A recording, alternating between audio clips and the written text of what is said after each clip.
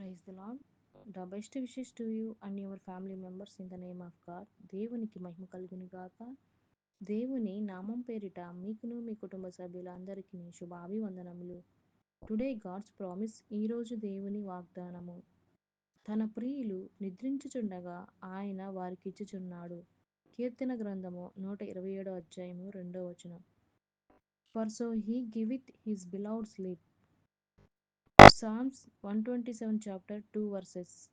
ప్రియమైన సహోదరి సహోదరులారా, ఈ ఉదయకాల సమయంలో దేవుడు మనందరితో ఈ వాగ్దానం ద్వారా మాట్లాడుచున్నాడు. అదేమనగా, తన ప్రియులు నిద్రించుచుండగా ఆయన వారికిచ్చుచున్నాడు. ప్రభువారు అంటున్నారు, మీరు ఈ యొక్క లోక సంబంధమైన అవసరతలు పనుల్లో మీరు ఆ భారాన్ని మీ యొక్క సొంత ఆలోచనలతోటి మీరు మీ మీద వేసుకొని ఆ విధమైన భారాన్ని మోస్తూ అలసిపోతూ ఉన్నారు. అందుకని ఎప్పుడో మీరు ఏ పనైనాను ఏ విషయమైనా నా యొద్దకు వచ్చి నా సన్నిధిలో మోకరించి ప్రార్థించినప్పుడు తప్పకుండా ఆ భారానంతా నా మీద వేసినప్పుడు నేను మీకు విశ్రాంతినిస్తానని మాట్లాడుచున్నాడు. ఇక్కడ దేవుడు చెప్తున్నది ఏంటంటే, ఆకాశ పక్షులని చూడుడి, అవి విత్తవు, కోయవు, కొట్లలో కూర్చుకొనవు, అయినా మీ పరలోకపు తండ్రి వాటిని పోషించుచున్నాడు కదా, మీరు వాటికంటే శ్రేష్ఠులు కారా అని మాట్లాడుచున్నాడు. అంటే మనము ఏ విషయంలో, అంటే ఈ లోకంలో మనం జీవిస్తున్నప్పుడు దేని విషయమైనా ఏ ఏదైనా పని విషయమే కానీ, ఏదైనా అవసరత విషయమే కానీ, రేపటి గురించిన ఆలోచన మీరు పెట్టుకోవద్దు. నేను మీకు తోడుగా ఉన్నాను, మిమ్మల్ని ఎప్పుడూ కూడా విడవను, ఎడబాయనని చెప్పిన దేవుడు మనకి తోడై ఉన్నప్పుడు మన భారమంతా ఆయన మీద వేసినప్పుడు దేవుడు మనల్ని ఎంతో ప్రశాంతి, శాంతి, సమాధానం, నెమ్మది కలిగి మనకి జీవితాన్ని అనుగ్రహిస్తాడు. అలాంటి జీవితాన్ని మనం పొందుకోవాలి.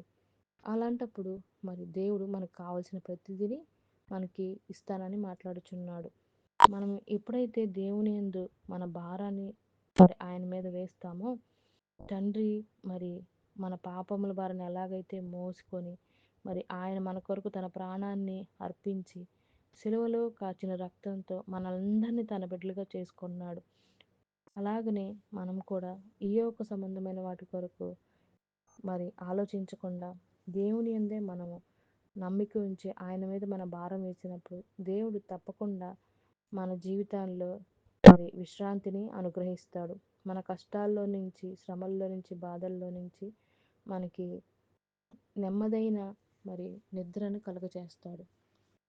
అలాంటి జీవితాన్ని నీవు నేను పొందుకోవాలి అంటే మనమందరము కూడా దేవుణ్ణి మొరపెట్టాలి, అడగాలి, దేవుని మీదే మన భారం వేయాలి. అలాంటి ప్రార్థన మనం చేద్దాం. ప్రార్థన. పరిశుద్ధుడా, ప్రేమ కలిగిన మా తండ్రి, మహోన్నతుడా, మహాగణుడా, నిత్య నివాసిమైన దేవా, మీకెన్నో వందనములు, స్తోత్రములు తండ్రి. ఈ యొక్క ఉదయకాల సమయంలో మీరు ఇచ్చిన ఈ వాగ్దానాన్ని బట్టి వందనాలు ప్రభువా. ఈ వాగ్దానం ఎంతమంది అయితే వింటున్నారో వారి జీవితంలో తండ్రి వారి భారాలన్నిటినీ కూడా నీ మీద వేసి వారు ప్రశాంతంగా నిద్రించే ఆ యొక్క ప్రశాంతమైన పరిస్థితిని దయచేయమని, ఎవరు ఎలాంటి ఇబ్బందులు మునిగిపోయి ఉన్నారో, బాధల్లో, కష్టాల్లో ఉన్నారో వారందరికీ శాంతిని, సమాధానమును వారికి కావాల్సిన అంతటిని మీరు దయచేయమని యేసయ్య అతి పరిశుద్ధ నామమున అడిగి వేడుకొనుచున్నాము తండ్రి. ఆమేన్.